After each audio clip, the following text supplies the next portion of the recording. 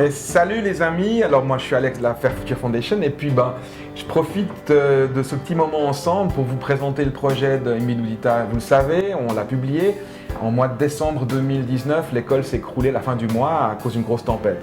On a été vachement sensibles, pleuré parce qu'on y avait été plusieurs fois auparavant, ça faisait un petit moment qu'on les aidait. Et puis voilà, l'école s'est écroulée comme ça, elle est tombée. La chance qu'on a eue, c'est qu'il n'y avait pas d'enfants. Donc on a décidé qu'on allait la reconstruire. L'idée, c'est évidemment de la reconstruire en mieux, refaire quelque chose de plus solide, de plus grand, parce qu'il y a une demande qui est plus importante au niveau des élèves, d'assurer deux notions et d'élever les critères au niveau de la sécurité et de l'accès. La sécurité, c'est éviter que le bâtiment s'écroule, c'est donner de l'eau potable, ou pas de l'eau de pluie, enfin de l'eau déjà pour qu'ils puissent nettoyer leurs toilettes, qu'ils puissent se laver les mains, prendre une douche, c'est leur offrir l'électricité, c'est ce que j'appelle l'accès, leur offrir l'électricité afin qu'ils puissent accéder au savoir. Une petite lampe du plafond comme ça va vous donner de la lumière quand le soir tombe, parce que ces gens-là n'ont pas l'eau et ils n'ont pas l'électricité. Donc les gamins, quand ils rentrent de l'école, ils vont pouvoir apprendre, ils vont pouvoir lire et faire leurs devoirs. Ça, c'est ce qu'on appelle augmenter la sécurité et l'accès pour l'école. Le projet, c'est de construire une école avec 3 classes. Une classe de première, de deuxième et de troisième année. Dans le projet initial, quand on y a travaillé à la suite de l'écroulement, on n'avait que 2 classes. Dernièrement, on a appris qu'il y avait une 3e classe qui allait se joindre.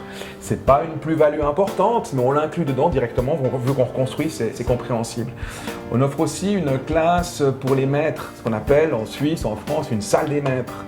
Et puis, vu qu'il n'y a pas d'eau et d'électricité, on construit une toiture qui va permettre à la pluie de ruisseler sur le toit. Et puis nous, on va la récupérer, l'eau. Les enfants vont pouvoir se laver les mains, se laver le visage, prendre une douche, et puis rincer quand ils ont été aux toilettes, c'est vachement important. 2 ou 3 panneaux photovoltaïques pour leur offrir une ampoule, c'est essentiel. Une petite plus-value, le bâtiment s'est écroulé, peut-être qu'on peut le voir comme ça, le bâtiment s'est écroulé, c'était l'ancien bâtiment. Aujourd'hui, on leur construit le même endroit, mais on va construire une petite barrière ici, qu'on peut voir là, grosso modo. C'est un mur naturel fait en pierre et en bambou qui va protéger le bâtiment des intempéries, notamment du vent qui est extrêmement tempétueux. Et puis le bâtiment aussi, on a décidé qu'on allait le rabaisser un tout petit peu, c'est-à-dire qu'on allait excaver en bas pour enlever la terre, pour qu'il y ait une prise au vent qui soit un minimum.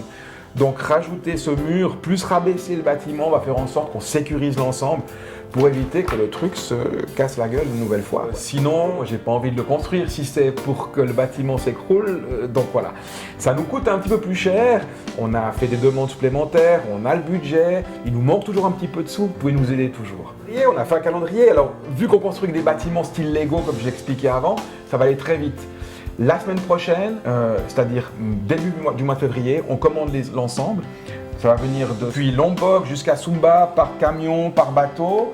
Ensuite, depuis Wangapu, ça va aller sur le site de Mbinudita.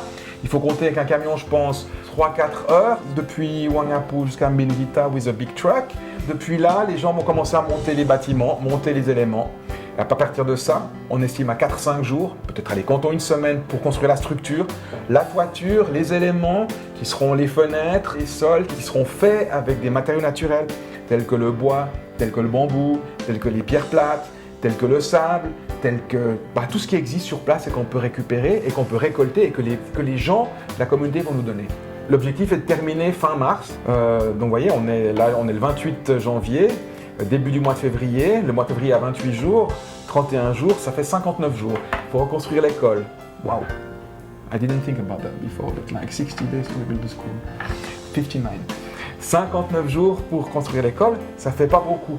Mais on va y arriver parce que la communauté est là, parce que les gens sont là, parce que les soutiens sont là, parce qu'on est là, parce qu'on est plein de bonne volonté et qu'on est les bons amis, les Kawan Baik, et puis qu'ensemble on va y arriver. Et puis un truc que je voulais dire aussi, c'est que l'école aura un centre du village. Mbinudita, c'est des petites maisons qui sont partout, mais il n'y a pas de village. Et puis en reconstruisant l'école, nous, l'idée, c'est de faire vraiment un lieu de vie, un lieu qui soit l'endroit où les gens arrivent de partout, comme ça, ils se retrouvent ici, et puis ensemble, ils mangent, ils parlent, ils peignent, ils se font prendre la tension artérielle, ils peuvent dormir, ils peuvent jouer de la musique, ils peuvent faire ce qu'ils veulent, et puis des gens peuvent venir pour leur enseigner quelque chose. Il y a un échange qui se crée, il y a des tas de choses qui vont se créer ensemble. Nous, l'objectif, c'est de créer une synergie. Et puis, ça va être quelque chose de génial à faire ensemble.